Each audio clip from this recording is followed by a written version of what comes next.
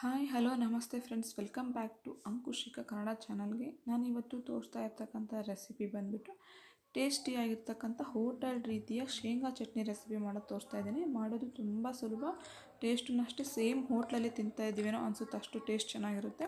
ಬನ್ನಿ ಈ ರೆಸಿಪಿ ಮಾಡೋದು ಹೇಗೆ ಅಂತ ನೋಡೋಣ. ತುಂಬ ಸಿಂಪಲ್ಲಾಗಿರುತ್ತೆ. ನಾನಿಲ್ಲಿ ಆಲ್ರೆಡಿ ಪ್ಯಾನ್ನ ಬಿಸಿ ಮಾಡೋಕೆ ಇಟ್ಕೊಂಡಿದ್ದೆ. ಇದಕ್ಕೆ ಒಂದು ಅರ್ಧ ಕಪ್ ಆಗೋಷ್ಟು ಶೇಂಗಾನ ಹಾಕ್ಕೊಂಬಿಟ್ಟು ಫುಲ್ ಲೋ ಫ್ಲೇಮಲ್ಲಿ ಇಟ್ಬಿಟ್ಟು ಶೇಂಗಾ ಕ್ರಿಸ್ಪಿ ಆಗಬೇಕು ಅಲ್ಲಿವರೆಗೂ ಚೆನ್ನಾಗಿ ಫ್ರೈ ಮಾಡ್ಕೊಳ್ಳಿ. ಈ ಥರ ಫ್ರೈ ಮಾಡ್ಕೊಳ್ಳೋದ್ರಿಂದ ಶೇಂಗಾ ಹಸಿ ಸ್ಮೆಲ್ ಹೋಗುತ್ತಲ್ವ, ಚಟ್ನಿ ಚೆನ್ನಾಗಿರುತ್ತೆ ಫ್ಲೇವರು. ನೋಡಿ ಕರೆಕ್ಟಾಗಿ ಫ್ರೈ ಆಗಿದೆ. ಇವಾಗ ಇದನ್ನು ಗ್ಯಾಸ್ ಆಫ್ ಮಾಡ್ಕೊಂಬಿಟ್ಟು ಒಂದು ಪ್ಲೇಟಿಗೆ ತಗೊತಾ ಇದ್ದೀನಿ.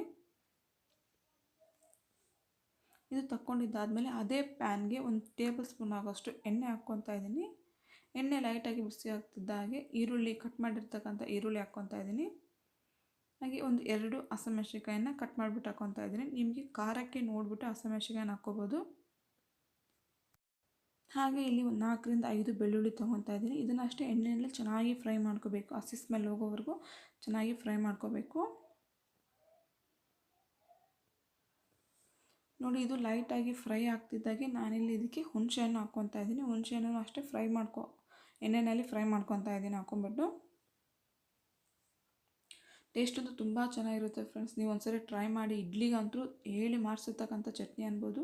ಹೋಟೆಲಲ್ಲಿ ನಾವು ತಿಂತಾ ಇರ್ತೀವಿ, ನಾವು ಈ ಥರ ಮನೇಲಿ ಟ್ರೈ ಮಾಡಿದ್ರೆ ಇದಕ್ಕೆ ಈ ರೆಸಿಪಿ ಈ ಥರ ಬರಲ್ಲ ಅನಿಸುತ್ತೆ. ನೀವು ಒಂದ್ಸರಿ ನಾನು ಮಾಡೋ ಮೆಥಡಲ್ಲಿ ಮಾಡಿ, ಟೇಸ್ಟು ತುಂಬ ಚೆನ್ನಾಗಿರುತ್ತೆ.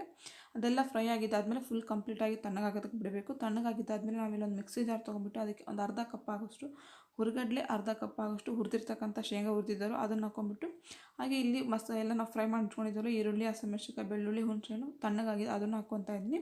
ಇದೆಲ್ಲ ಹಾಕ್ಕೊಂಡಿದ್ದಾದಮೇಲೆ ಸ್ವಲ್ಪ ಕೊತ್ತಂಬರಿ ಹಾಗೆ ಕರಿಬೇವು ಹಾಕ್ಕೊತಾ ಇದ್ದೀನಿ. ಕರಿಬೇವು ನಿಮ್ಮ ಹತ್ರ ಇದ್ದರೆ ಹಾಕ್ಕೊಳ್ಳಿ, ಇಲ್ಲಾಂದರೆ ಆಪ್ಷನಲ್, ಬೇಡ ಅಂದರೆ ಬೇಡ.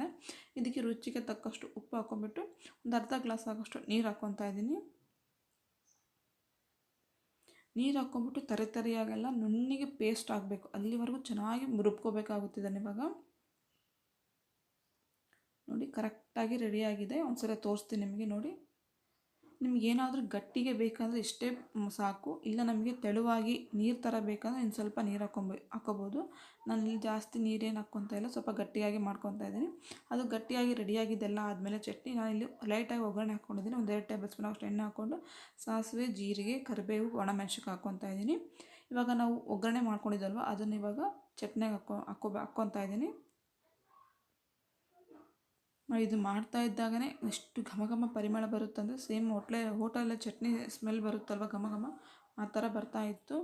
ಟೇಸ್ಟಿಯಾಗಿರ್ತಕ್ಕಂಥ ಹೋಟೆಲ್ ರೀತಿಯ ಶೇಂಗಾ ಚಟ್ನಿ ರೆಸಿಪಿನ ಮಾಡೋದು ನಿಮಗೆ ತೋರಿಸಿದ್ದೀನಿ. ನೀವು ಈ ರೆಸಿಪಿನ ಮನೆಯಲ್ಲಿ ಏನಾದರೂ ಟ್ರೈ ಮಾಡಿದರೆ ನಿಮ್ಮ ಅಭಿಪ್ರಾಯನ ಕಮೆಂಟ್ ಮಾಡೋದು ಮಾತ್ರ ಮರಿಬೇಡಿ. ಹಾಗೆ ವಿಡಿಯೋ ಇಷ್ಟ ಆಯ್ತು ಅಂದರೆ ಪ್ಲೀಸ್ ಲೈಕ್ ಮಾಡಿ. ಲೈಕ್ ಮಾಡೋದ್ರಿಂದ ನಮಗೆ ಸಪೋರ್ಟ್ ಸಿಕ್ಕಂಗಾಗುತ್ತೆ. ಹಾಗೆ ವಿಡಿಯೋ ಇಷ್ಟ ಆಯ್ತು ಅಂದರೆ ಸಬ್ಸ್ಕ್ರೈಬ್ ಮಾಡ್ಕೊಳ್ಳಿ.